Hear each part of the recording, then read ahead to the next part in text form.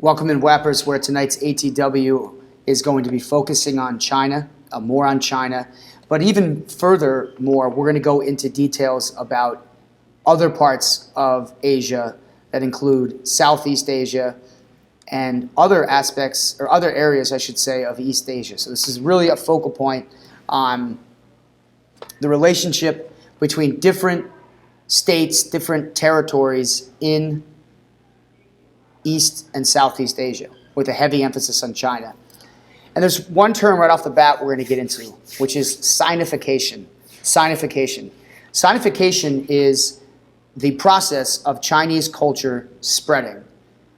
Anytime we think of the word spread of culture, or the idea of culture spreading, by the way, another term we can use is cultural diffusion. So Sinification is a specific type of Chinese cultural diffusion. Cultures can spread through a myriad of ways, one of the most important ways is through overland and maritime trade. Maritime, sea trade, overland trade, think like the Silk Roads. Chinese culture moved all over East and Southeast Asia via these two primary means of transportation. We mentioned how the Sung dynasty especially had really increased the ability of Chinese navigators to sail thanks to things like the compass, thanks to inventions like the rudder, thanks to inventions like better cotton sails. So that's one aspect of the way that Chinese culture would be diffused throughout the region. And Sinification could increase via overland trade. Another important aspect ties to what we did in class the other day, which is on the tribute system. That ritualistic process of going to territories, going to other people's kingdoms and empires to collect tribute, to collect resources from those peoples. That's another example of Sinification, in the sense that Chinese culture is diffusing through the process of the tribute system. Another important one as well, and this is going to play a role in what we discuss, is religion. Missionaries. Missionaries are great examples of diffusers. Chinese missionaries who practice Buddhism. Buddhism was very prominent in China, especially under the Tang dynasty. It grew extensively, as we discussed earlier this week. So as Buddhist missionaries went out to spread the religion, thus they're also spreading Sinification, diffusion of Chinese culture. What is it that primarily spread out of China? What is it that really was a part of this Sinification? Well, it can sometimes be things like Buddhism. I mean, religion is one of the main aspects, and let's not discount the other philosophies as well that were prominent in China: Confucianism and Taoism. These three Chinese cultural aspects spread with missionaries, trade, and the tribute system. You also had just examples like raw materials, goods like cotton, silk, porcelain, for example, was a luxury good in China. So you get these luxury goods that are spreading out of China via trade, via the tribute system, via people moving around. Maritime technology, other technologies such as printing, gunpowder, iron, steel, etc. You get the point. China, as we learned this week, was a trendsetter in a lot of world technology, and certainly it's a hallmark of Sinification that these technologies are flowing all over East and Southeast Asia. But I would now want to really get into the nuts and bolts of where Sinification primarily existed. Where did the spread of Chinese culture happen specifically? And the two first countries we're going to talk about are in East Asia, and that's modern-day Korea and modern-day Japan. Now, modern-day Korea, modern-day Japan are considered still part of East Asia. And these two modern-day countries have evolved just like everywhere else in the world. And the evolution of these territories, these current states in 2019, it's inescapable and unavoidable for us to not consider how important Sinification was in the development of these two areas. The Chinese tried numerous times to conquer Korea. And in some cases, Korea was sort of a failure for many of the Chinese dynasties. In fact, it was the Sui dynasty, the one that built the Grand Canal, that attempted to conquer Korea but failed. But we know the Chinese had a system in place that if they couldn't conquer you, they would demand from you tribute. And this was a way that the Chinese kind of kept different countries, different territories within their grasp. And so under the Tang and the Sung dynasties, Korea was held as sort of this like tribute state, a territory where there was that constant interaction through the tribute system. What was passed on to Korea? Well, Confucianism was passed on in a big way. Confucianism really latched on to the aristocratic upper class, the wealthy landowners. They enjoyed Confucianism's principles. It protected their land.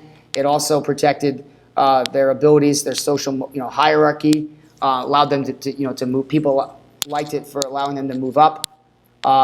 So Korea instituted that sense of Confucianism, which by now we know that there's certain principles of Confucianism that explains why the culture is the way it is. So for example, the patriarchy, right? The repression of women.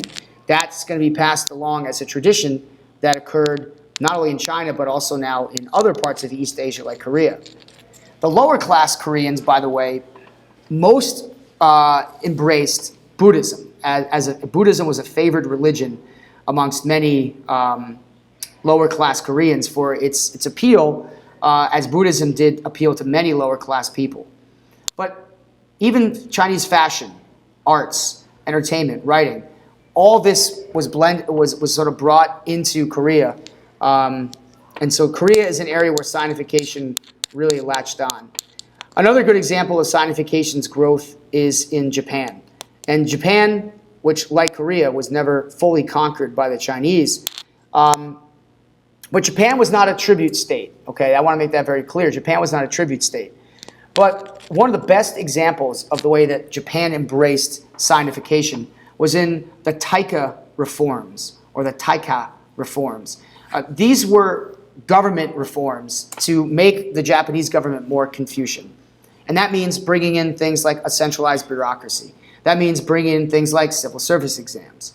So the Japanese more or less mimicked and copied the Chinese government system, even like having the lavish courts and the rituals that were very important within the Chinese bureaucracy. The Japanese incorporated those fully into their societies. They integrated those into their societies. Buddhism caught on in a big way in Japan as well, like it did in Korea. And another aspect that was shared between China and Japan was rice farming and other farming techniques. So that spread along the way from China to Japan. Moving on into Southeast Asia, a really good example of Sinification occurred in Vietnam, which is just south of China. So Vietnam shares a border with China. Now, under the Han and the Tang dynasties, Vietnam was conquered. But eventually a rebellion against the Chinese broke out. So by the time the Sung dynasty took over in the late 900s, Vietnam was its own independent country, independent kingdom. However, it was dramatically affected by proximity to China. We already talked about how the Vietnamese diffused champa rice into China. But the Chinese, treated Vietnam like a tribute state. And so the Chinese passed irrigation, agrarian technology along to the Vietnamese. Military tactics were spread, and weaponry would have been a good example. Buddhism, which is the primary religion of Vietnam today. So certainly China's influence over their next door neighbor, and Vietnam is going to be an area of the world that we pay close attention to later on the year. But I now want to sort of get into what I consider to be a really good opportunity for us to diversify and grow our understanding of world religions, specifically Buddhism. Buddhism, which you keep hearing is a definite part of the Sinification process. But like Christianity, like Islam, there was a major schism within Buddhism early on in its history. And therefore, various groups of new schools of Buddhism emerged with differing opinions. And the three that we want to be aware of, sorry, there go the lights. If I don't move around, I'm just going to roll with it, though. The various forms of Buddhism I want to cover with you guys are Theravada, which translates literally to School of the Elders, and Mahayana Buddhism and Tibetan Buddhism, three different types of Buddhism. Theravada Buddhism is mostly associated with Southeast Asia, and that's something you need to know. Southeast Asia today, most countries there practice Theravada Buddhism. You've got monastic traditions are very much a part of Theravada Buddhism, and the focus is heavily on the original teachings of the Buddha, Siddhartha Gautama, which developed from India. So very strict, very much like on the goals of the original Buddha's teachings. Whereas Mahayana Buddhism, which spread mostly throughout East Asia, while they also practice monastic traditions, Mahayana Buddhism tends to incorporate newer teachings, which includes, other people's ideas about enlightenment, not only taking the Buddhist teachings. Yet, whether you're Theravada or Mahayana Buddhism, both groups all agree upon the fact that the Buddha's teachings are the core of the religion. That's the glue that keeps the religion together. And the last one is the Tibetan school of Buddhism. Tibet, by the way, is a section of southwestern China. Tibetan Buddhism the emphasis is pretty much, it still has monastic, and the teachings of the Buddha are followed very closely.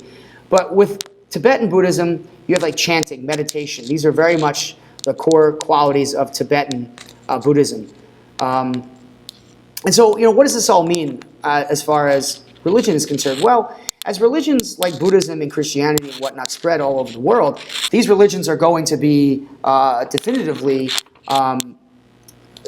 influencing the culture and the breakdown, the social hierarchy, the gender roles within religions, within regions of the world. And so Buddhism spread all over East and Southeast Asia is foreshadowing how important that those societies are going to develop. But one thing to end on here is just, again, with this word Sinification, right? It's the influence of China all over East and Southeast Asia. We'll cover this tomorrow in Team Trivia. I'm going to have some Team Trivia questions. And then we'll introduce one of the most important words of the year tomorrow. So it's a big part of our after trivia lesson. We're going to learn one of the key vocab words of the entire year. So wherever you're watching, I hope you've enjoyed. It's casual here today, by the way. We have a flag football game after school, so I got to go coach and work the sidelines in a little bit. But anyways, it's been a pleasure breaking down not only Buddhism with you, but also Sinification as an important AP term, and as well as furthering our discussion on the influence of China in world history. So as always, I'll end things with a reminder that the past shapes the future. Take care, Whappers. Have a great Thursday night.